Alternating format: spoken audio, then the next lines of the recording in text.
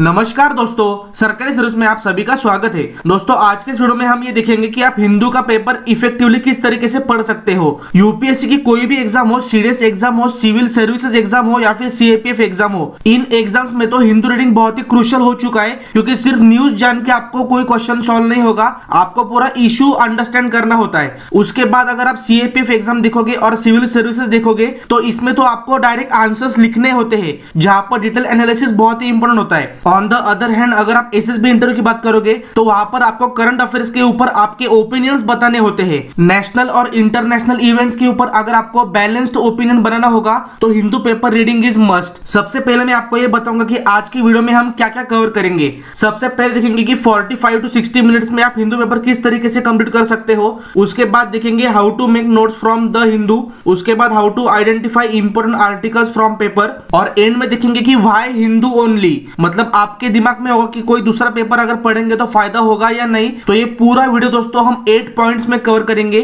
तो video and तक देखना। इस चीज की मैं गारंटी देता हूं कि आपको इस वीडियो का आपके प्रिपरेशन में बहुत ज्यादा फायदा होने वाला है। तो चलिए दोस्तों बिना टाइम वेस्ट करे शुरू करेंगे आज का ये वीडियो।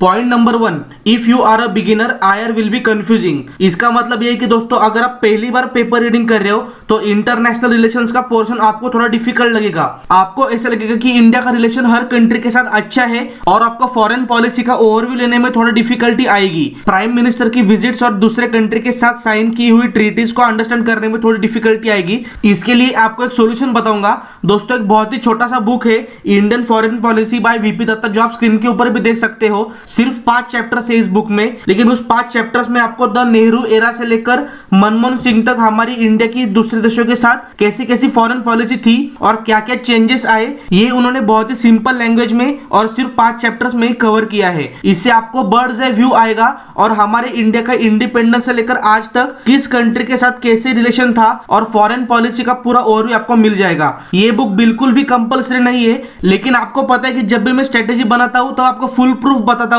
ताकि आपको कोई भी डिफिकल्टी ना आए। ये बुक बहुत ही छोटी है, आप 3-4 दिन में भी कंप्लीट कर सकते हो, लेकिन मैं रेकमेंड करूंगा कि ये बुक आप पेपर रीडिंग के साथ पैरेलली स्टार्ट करो और मैक्सिमम 10-15 दिन में आपकी ये बुक भी खत्म हो जाएगी। डिस्क्रिप्शन बॉक्स में आपको इस बुक की लिंक भी मिल जाएगी। Point number 2, while reading the Hindu directly open the editorial page. दोस्तों इसका मतलब ये कि जब भी आप पेपर रीडिंग स्टार्ट करोगे आपको डायरेक्टली एडिटोरियल पेज ओपन करना होगा और उधर से ही पढ़ना स्टार्ट करना होगा। अगर आप इनिशियली हेडलाइंस भी पढ़ते जाते हो तो उसमें आपका बहुत सारा टाइम जाएगा। यूजुअली पेज नंबर 8 के ऊपर होता है एडिटोरियल का पेज, वहां पर आपको मेन एक लीड आर्टिकल दिखेगा और लेफ्ट मार्जिन में आपको 2 आर्टिकल्स दिखेंगे। जनरली 3 to 4 आर्टिकल्स इस पेज के ऊपर होते हैं और नीचे होता है लेटर टू एडिटोरियल। आपको सिर्फ ऊपर के 3 आर्टिकल्स पढ़ने होंगे। जो लीड आर्टिकल होता है वो उस दिन का मेन आर्टिकल होता है और लेफ्ट मार्जिन में वर्टिकल कॉलम्स में आपको 2 आर्टिकल्स मिलेंगे। ये 3 आर्टिकल आपको डेली कंपलसरी पढ़ने होंगे। किसी भी टॉपिक के ऊपर वो अगर आर्टिकल होगा तो भी आपको वो एग्जाम में उसका फायदा ही होगा।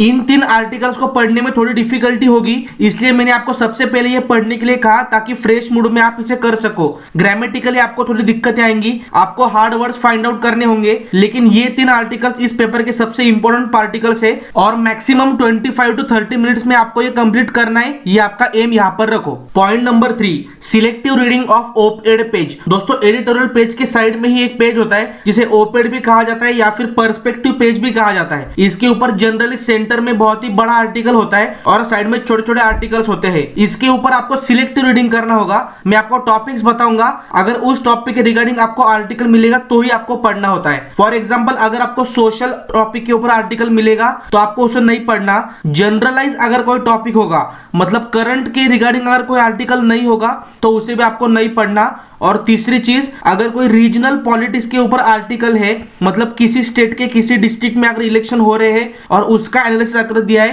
तो वो आपको फर्स्ट गो में नहीं पढ़ना। तो इन 3 टॉपिक्स के आर्टिकल्स आपको इनिशियली अवॉइड करने होंगे। तो इस पेज के ऊपर आप कौन से आर्टिकल्स पढ़ोगे? अगर कोई नेशनल इश्यू के ऊपर आर्टिकल होगा या फिर ऑल ओवर इंडिया में चलने वाले किसी करंट अफेयर के ऊपर अगर आर्टिकल होगा या फिर इंटरनेशनल रिलेशन के ऊपर आर्टिकल होगा तो ही आपको पढ़ना है। इस पेज के ऊपर जनरली किसी भी इश्यू का डिटेल एनालिसिस होता है, लेकिन दोस्तों अगर वो इशू आपके एग्जाम पॉइंट ऑफ व्यू से इंपॉर्टेंट होगा तो ही आपको उसे पढ़ना है। कोई भी रीजनल पॉलिटिक्स का आर्टिकल या फिर सोशल आर्टिकल हो, इससे आपका नॉलेज बढ़ेगा, लेकिन उसमें से आपको एग्जाम में क्वेश्चन नहीं दिखाई देंगे और आपका बहुत ज्यादा टाइम भी वो कंज्यूम कर लेगा, तो उसे डेफिनेटली अवॉइड करना। दोस्तों अभी तक हमने देखा कि एडिटोरियल के 3 आर्टिकल्स आपको कंपलसरी पढ़ने हैं, उसके बाद पर्सपेक्टिव पेज के आप सिलेक्टिव रीडिंग करोगे। अगर आप एवरेज लोगे तो इस पर्सपेक्टिव पेज से भी आपको डेली 2-3 इंपॉर्टेंट आर्टिकल्स दिखाई देंगे। जनरली जो सेंटर का जो बड़ा आर्टिकल होता है वो इंपॉर्टेंट नहीं होता, लेकिन आप अभी उतने मैच्योर हो कि टाइटल पढ़ने के बाद आपको पता चलेगा कि ये आपके एग्जाम पॉइंट ऑफ व्यू से इंपॉर्टेंट है या नहीं।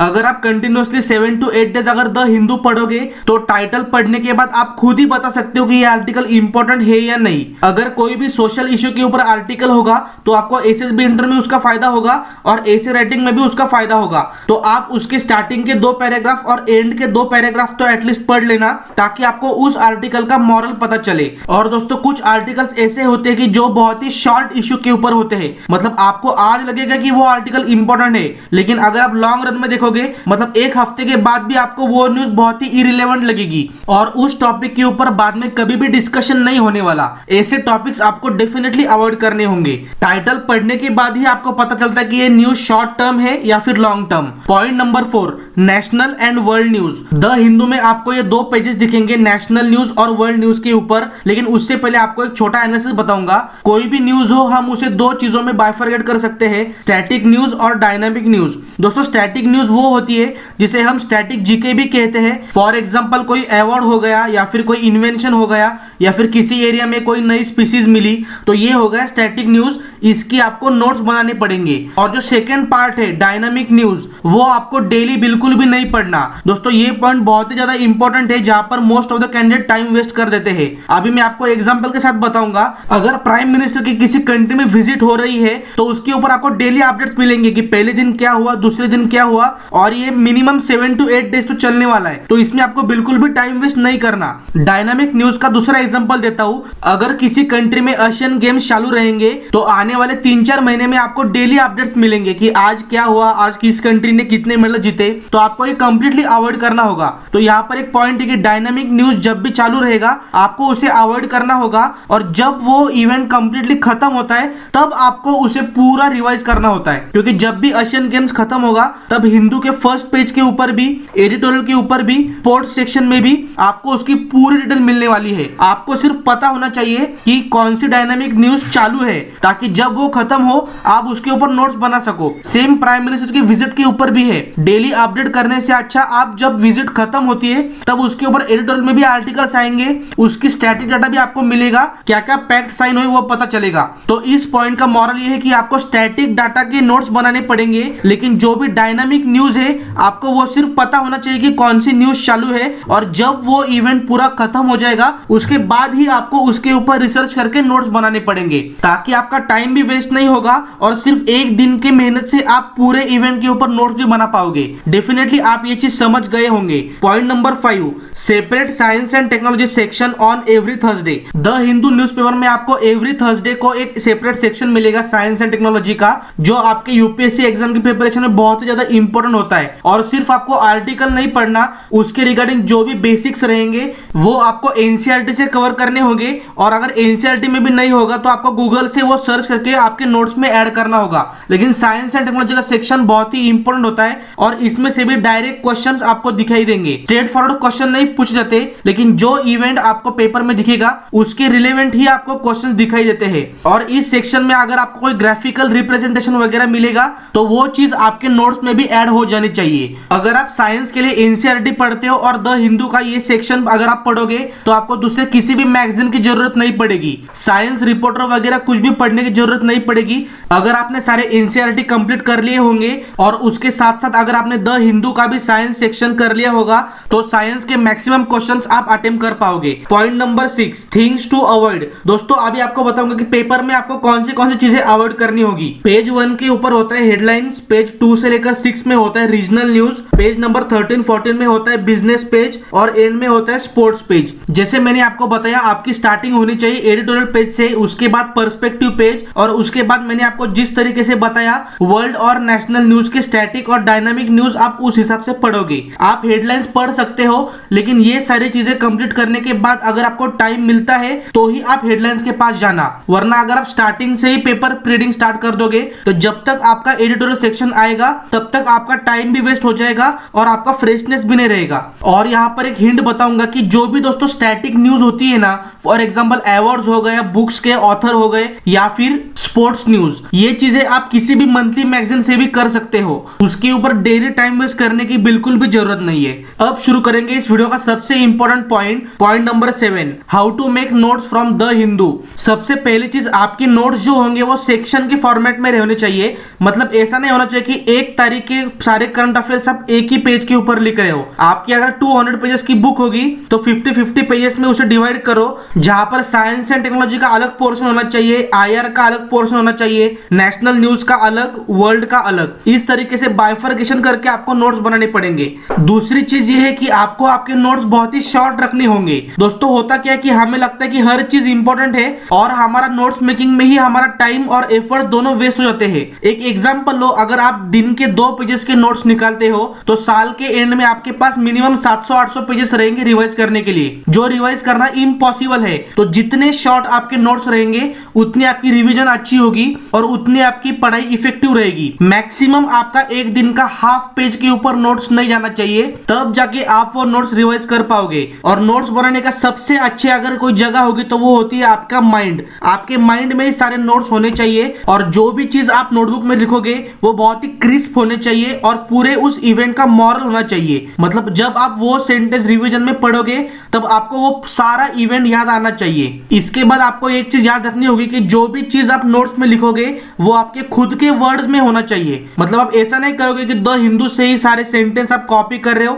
और वही नोटबुक में लिख रहे हो। आपको पूरा आर्टिकल पढ़ना होगा और कोशिश करना कि आपकी पूरे नोट्स 1/10 फॉर्मेट में हो। मतलब अगर 100 वर्ड्स का आर्टिकल होगा तो आपके नोट्स में maximum 9 to 10 words he add होने चाहिए, तब जाके आपके वो नोट्स इफेक्टिव माने जाएंगे। अब मैं आपको बताऊंगा कि आपके नोट्स में मेजरली क्या होना चाहिए। करंट इश्यूज के ऊपर प्रोज एंड कॉन्स होने चाहिए, उसके बाद nationally and internationally important news होनी चाहिए, गवर्नमेंट पॉलिसीज होनी चाहिए, गवर्नमेंट के कोई भी ऑर्डर्स या फिर स्कीम्स होगी तो उसके ऊपर डिटेल एनालिसिस होना चाहिए और supreme court and high court के वर्डिक्ट। ये बेसिक चीजें तो आपके नोट्स में होनी ही चाहिए। दोस्तों अगर नोट्स मेकिंग में आप सारे पॉइंट्स कंसीडर करोगे तो आपके नोट्स इफेक्टिव भी रहेंगे और बहुत ही कम टाइम में आपका हिंदू रीडिंग प्लस नोट्स हो जाएगा। ये सारी चीजें समझने के लिए मुझे 2-3 साल लगे, लेकिन अपने आप को लकी समझना क्योंकि आपको ये सारी चीजें हिंदू पेपर रीडिंग स्टार्ट करने से पहले ही मैं आपको बता रहा हूं। तो ये आपकी जिम्मेदारी है कि इन सारे पॉइंट्स को आप अच्छी तरीके से इंप्लीमेंट भी करोगे। Point number 8, it will take time to complete the whole paper in 45 minutes. Initially Hindu paper complete करने के लिए आपको 2 घंटे भी लग सकते हैं,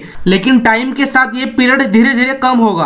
और दोस्तों करंट अफेयर्स की भी एक सीरीज होती है, अभी आप उस सीरीज को बीच से ही स्टार्ट करोगे तो पूरे करंट अफेयर्स आपको अंडरस्टैंड करने में थोड़ा टाइम लगेगा, लेकिन जब आप फ्लो में आ जाओगे तो धीरे धीरे आपका टाइम 100% कम होगा। जो जो इंपॉर्टेंट सेक्शन मैंने बताए हैं उनके ऊपर ही आपका मेजर फोकस होना चाहिए। 15 से 20 दिन तक आपको ये कंसिस्टेंटली और पेशेंटली पढ़ना होगा, उसके बाद रिजल्ट आपको अपने आप दिखने शुरू हो जाएंगे। अब सबसे एंड में बात करेंगे कि why the Hindu only. The Hindu newspaper से डायरेक्ट क्वेश्चन आपको एग्जाम में दिखाई देंगे। किसी भी इश्यू के ऊपर आपको अगर ओपिनियन बनाना होगा या फिर बैलेंस्ड ओपिनियन बनाना होगा तो द हिंदू के एडिटोरियल रीडिंग आपको बहुत ही बेनिफिशियल होता है। दूसरा पॉइंट, अगर इनिशियली आपको हिंदू पेपर रीडिंग डिफिकल्ट लग रहा होगा तो यूट्यूब के ऊपर आपको इन आर्टिकल्स का एक्सप्लेनेशन भी मिल जाएगा, जो आप पेपर रीडिंग के बाद भी देख सकते हो। दोस्तों यहाँ पर एक वार्निंग भी है कि आपको यूट्यूब के ऊपर आर्टिकल्स के एक्सप्लेनेशन सिर्फ डिफिकल्ट आर्टिकल्स को ही देखने चाहिए और वो भी इनिशियल फेज में ही। कुछ एस्पिरेंट्स ऐसा करते हैं कि वो न्यूज़पेपर कभी भी नहीं पढ़ेंगे और सिर्फ यूट्यूब के ऊपर ही करंट अफेयर्स देख लेंगे।